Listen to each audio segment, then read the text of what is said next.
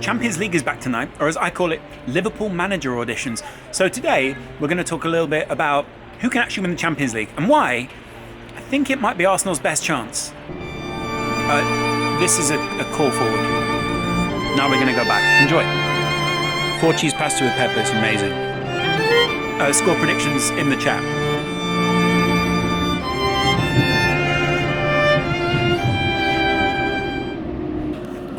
It's a perfect day to say that the Champions League is back. It's a little wet. Feels a little anticlimactic. I would have liked it if it was yesterday when it was like super, but it's Champions League. And it's the Champions League. We're actually so perfectly on time. Like, look at this. We're literally going to roll onto the place when it turns 10:30. Actually, is that late? It might be a little late. It's called Potter and Reed. Let's give it a go.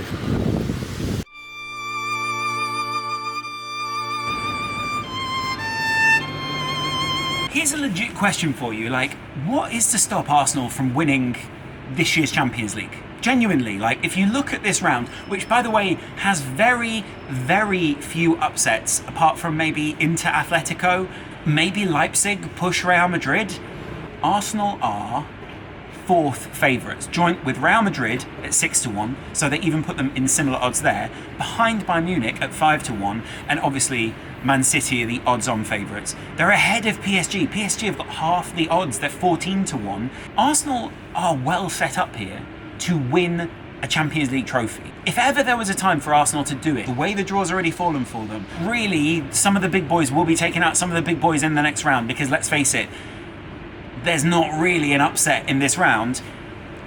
This is the year for it. Arsenal could be on, genuinely, for a Premier League and Champions League double. I'm not even kidding. I know that people thought they needed reinforcements in January or whatever, but what they actually did was that 10-day break. What they actually did was just bomb the team and find some new tactics. The thing that they did against Liverpool, they can do against another Champions League team. Who can't they beat in this competition? City, they've already beaten them this season. Munich, well, we know what happened with Leverkusen. Real Madrid, I think Real Madrid are gettable this year. PSG, I think Arsenal can beat PSG on their day out. I mean, I get it. Like, I know there's like pedigree, and I know that there's an element of Mbappe. Are Arsenal not like well set up for this? Inter Milan, they beat because, well, Inter are going through their own changes. Barcelona, they beat. Barcelona are going through their own changes. Atletico, it's a tough game. Maybe the one argument against it all is Arsenal's Champions League pedigree. That one loss against Barcelona. Now let's do the second half of this where we actually predict who's going to go through in each of these ties. As we film this, Copenhagen are at home to Man City. Man City are going to get a win there. It's just going to happen. Sorry guys, it just is. Leipzig, maybe they have like a goal against Real Madrid, but let's face it, Madrid are kicking into form. Lazio versus Bayern. Bayern might have lost against Leverkusen, but that's all the more reason for Bayern to go and do something. PSG Sociedad, let's face it, we know what's going to happen there. Inter versus Atletico. Atletico Madrid are on a 3-game losing streak and Inter are on a win streak. I only see Inter winning that game. PSV Dortmund.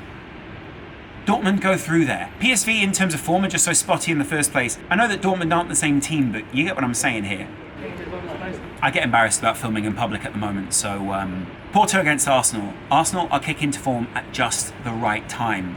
If ever there was a time for like Arsenal to win the Champions League, it's now. And then Napoli versus Barcelona. Both teams in a bit of crisis. Napoli, not the same identity, and Barcelona are losing a lot of what they currently know to be good. It's a difficult time for both those teams. As much as I can see them challenging one of the big sides, we both know that whilst it will be a beautiful game, it will be a beautiful loss. Meaning that in the next round, it's actually going to look something like this. Man City, Real Madrid, Bayern, PSG, this is hard, Inter, Dortmund, Arsenal, Barcelona. There is only one team in that whole draw that Arsenal aren't capable of beating. And even then, I feel like Real Madrid are still beaten by Arsenal on Arsenal's day, if Arsenal can get it right. I know that Real Madrid fans are going to be going crazy over that. I know that there's Champions League pedigree. I know that there's history there. I know that Real Madrid turn up for the Champions League. I know that they have got an exceptional side. But look at what Arsenal are doing at the moment. And tell me how anyone but Man City and Real Madrid match up. And even then, in this game against Liverpool and in multiple games like the game against City, they've proven that they turn up on the day. And I mean on the day.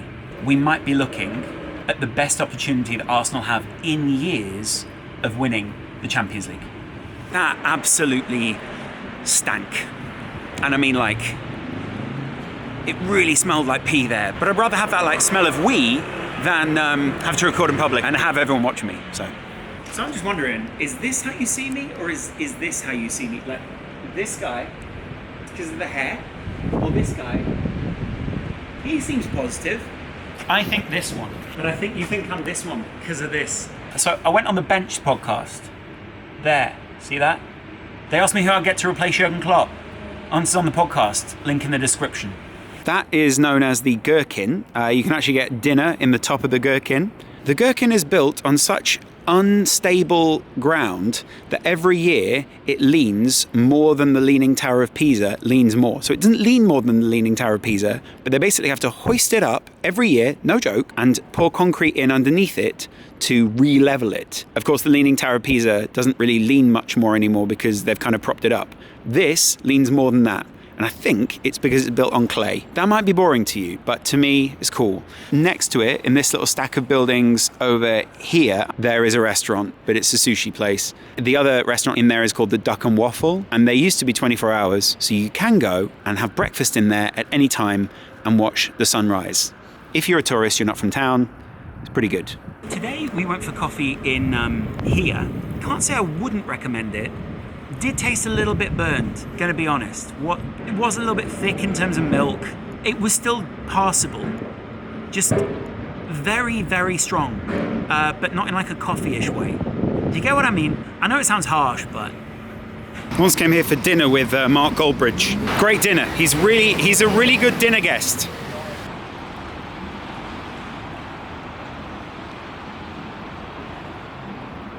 These walls are beautiful, by the way. These are everywhere in Shoreditch. This place used to be so cool. But look at that. Like there's, you know, if someone posts that on Instagram, that should be a lot of likes. That's really cool. Is that not really cool? Who's that? Don't know. Rest in peace. Oh, that's nice.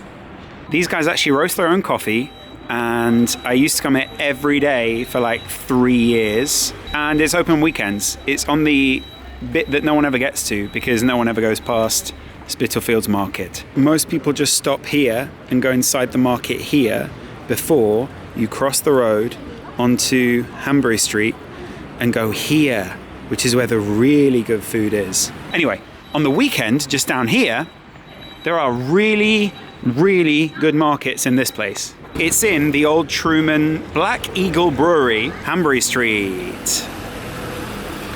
A street I used to live on.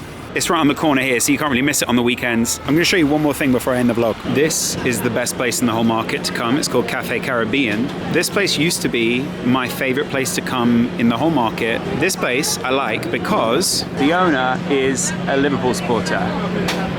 Look at that. This is the place.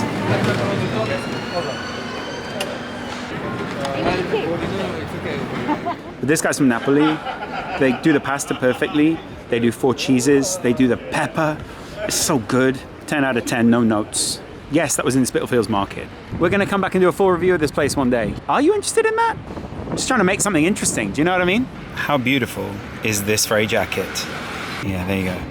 Look at it. Look at the collar on that. The whole thing's gorgeous. Currently listening through the new Kanye album. Let me know if you'd like a review on the vlog or not. Maybe you don't. Maybe you don't care. I'm going to do 3/4 football and 1/4 lifestyle. Today's comment of the day goes to this guy. Mainly just because you nailed it. Man City score for tonight, 3-1. Real Madrid score, 2-1. I know you probably subscribe for something else, but I think we can build to bigger stuff. And I already think this is cool. For the Kanye review, if you are interested, give me your favorite Kanye track. I already like tracks 1 and 2, and what your thought on the vibe of the album is. Some of it feels a little lightweight, or a little like he's kind of doing a Kanye impression so far. You have my best friend to thank for the fact that this is still going, because I said, I don't know if I'll do another one. People lots of people liked it, but did they like it enough? He said, you promised me. Look at that. All gone. There. See you tomorrow.